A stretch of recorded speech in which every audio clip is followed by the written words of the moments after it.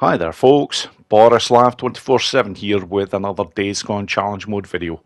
And on this video, I'm going to show you all my 240k run that got me into the world top 5 on the challenge called Keep Them Safer. Now, up until last week, a 240k run had never ever been shown on YouTube before.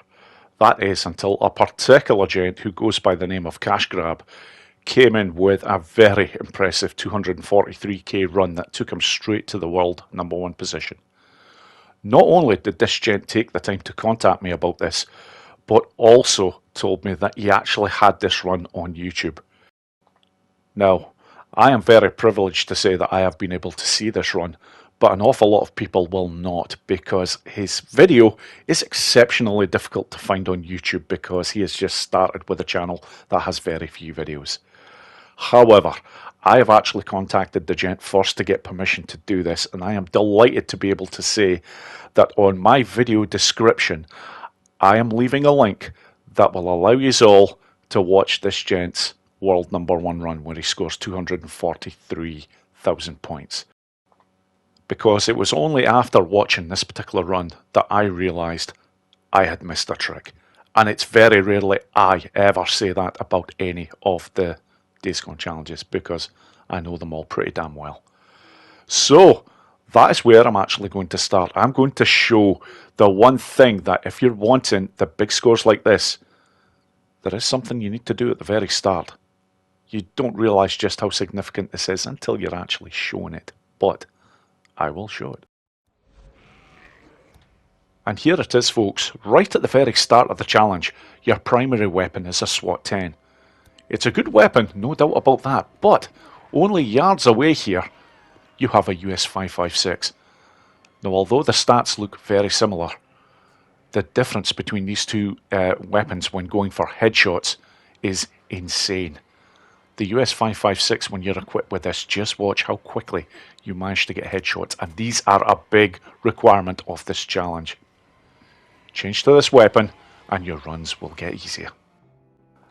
Now, the last things that you need to have in place before attempting a run like this are the two best rings for the job, and I'm going to show what they are.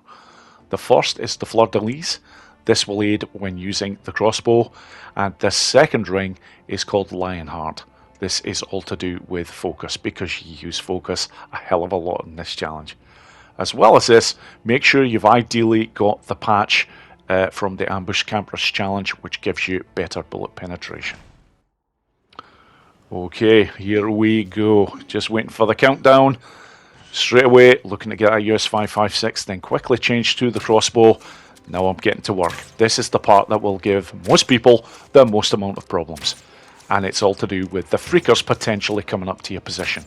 I like to make sure that I'm moving all the time in terms of where I'm firing. Try and stay away from the right as much as possible until near the very end. I do go over there from time to time, but you see that I'm always moving back. And you ideally want to have, with the first 15 bolts, at least 30 kills. I am well on target here. I have 38 kills. If I have less than 30, rest assured folks, I restart the challenge. Simple as. But right now I've just about got the 50 kills, so now I move over to the right hand side. That just primes the freakers for coming out at you in a big way like this. So I take the time to get a few kills, explode the barrel, and now I'm looking for the glorious burning kills. And I will get some of them as these freakers are coming out, but I'm looking to get an awful lot of headshots in there. And look at that, straight away I've nearly got 40 headshots taken care of just by aiming at that one spot.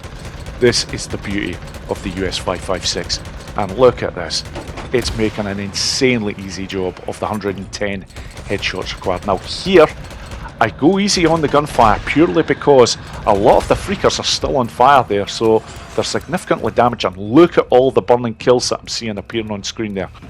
Even though they come up as explosive kills on screen, trust me when I say they are not explosive kills, they are burning kills. Now, they are the key to getting the high scores, because these burning kills, or explosive kills as the game calls them, score 5 times higher than your standard kills. You can see whenever the explosive kills come up on screen, I'm getting 500 points for each one. So the next potential area where I can get more of these kills is right here. looking to... Yep, they're a little bit spread out here, so I do have to take the time to do a little bit of moving about.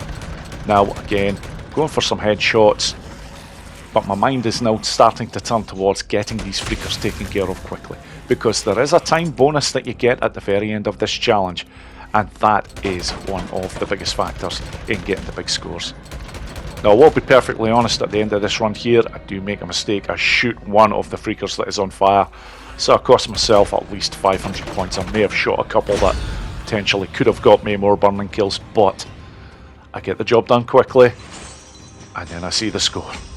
Absolutely freaking delighted. Especially as I become only the 5th player on the entire planet to score over 240,000 on this challenge, which of course gets me onto the world top 5 leaderboard. But I'm not finished yet, folks, because I know that the US 556 now is so good at getting headshots. As a bonus, I'm going to show a simplified run in order to get a gold score, and here it is. Okay, straight from the off I want a US 556, and the beauty of this method is I do not require the crossbow in order to get the job done. Once I'm onto this vehicle, just want to let off around 20 shots. However many headshots I get in that time is all good. But waiting for the horde to come here, then one shot to the barrel, reload, and then I'm going to town. As many headshots as I can safely get. Once I see a freaker getting onto that vehicle, that's it, I'm off. A quick focus cocktail in play here, and then I go to town here. Again, looking to get off around about 20 shots, then go for the barrel, gives me time to reload, and again I'm looking to get off a few more shots here, or as many as I can safely do. Now from here I'm looking to hit the tanker, that will take out another 50 freakers, and then I'm looking to hit that barrel there as well. Not really too bothered about how many kills I get from that. The next part, very important, I just want one napalm molotov, and then right there. From here, I'm looking to get another focus cocktail in play, get the US 556 reloaded, and the last of the headshots that I require, I will get at this point. I only require 60 to get the job done. It's a silver requirement in terms of the bonuses for the sub-challenges, but once I've got the 60, that's it, I'm moving on.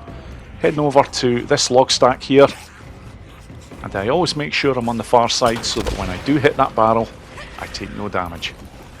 Now, that's basically grouped up the freakers very nicely here, so I'm waiting for the next lot to go past that crate.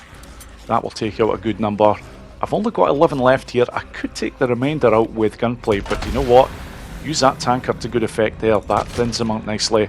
Now there's only 5. Yeah, now I'm going to take the remainder out with the US 556, and that is it, job done. Great. If you do it that way, and remember not to do any dive rolls, and don't take any damage, you will get a gold score every time by doing it that way. And that brings me nicely to the end of the video, folks. Thank you so much for watching, and I hope you all enjoyed it. Take care.